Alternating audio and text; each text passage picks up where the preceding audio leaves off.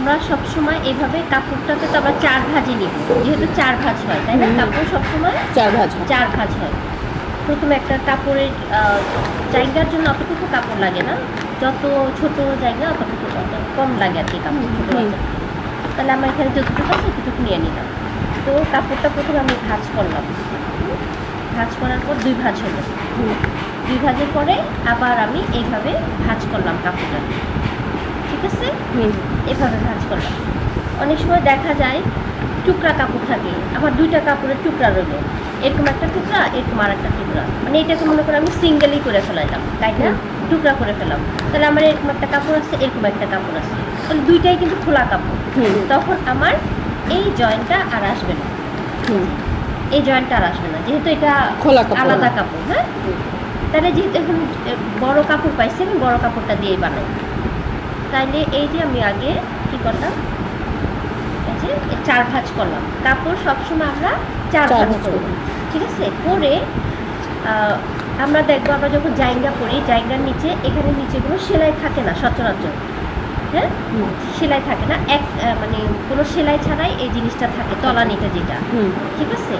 আবার যদি যে আমরা 2টা আলাদা টুকরা কাপড় করি, তখন কিন্তু এখানে আমাদের সেলাই পড়ে, ঠিক আছে? তাইলে আমি ভাঁজ করলাম। বাবা দেখো, আমি এটা রাখো, এটা রেখে দেবো, এটা পরে আবার। হ্যাঁ, তাইলে এই ভাঁজটা আমি এভাবে দিলাম। দেওয়ার পরে আমি কি করব, লম্বাটা নিব, যেহেতু এখানে আমার কোনো সেলাই হবে না। এই যে এই সাইডটা আমি নিচে নিলাম, জোড়া সাইডটা আমি নিচে নিলাম। তাইলে নিচে নেওয়ার পরে এখানে যেহেতু আমার কোনো সেলাই থাকবে না, সেহেতু আমি লম্বার মাপটা নিলাম।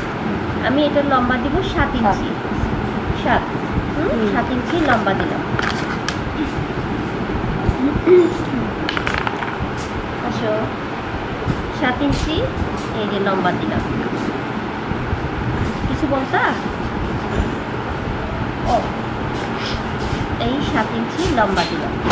7 ইঞ্চি লম্বা দিয়ে আমি এটাকে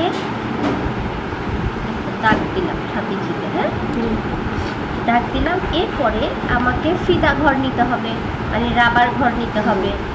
চিকন রাবার আছে, মোটা রাবার আছে, বাচ্চাদের জন্য আর বড়দের জন্য সচরাচর আমরা প্যান্টের জায়গাতে মোটা রাবার দিই না, ঠিক আছে? চিকন রাবারটা দিই। হ্যাঁ, তাহলে আমি চিকন রাবারের জন্য আমি 1.5 ইঞ্চি পরিমাণে, এই যে 1.5 হাফ আর 1.5 ইঞ্চি পরিমাণে আমি কাপড় নিলাম। কেউ যদি না বুঝে এদিকে দেখো, যে এই জায়গার থেকে তুমি অত দূর থেকে দেখতে পাও? আচ্ছা, এক্সট্রা আমি 1.5 ইঞ্চি কাপড় নিলাম, কারণ আমার এটা রাবার ঘর নিতে হবে, এর জন্য নিলাম।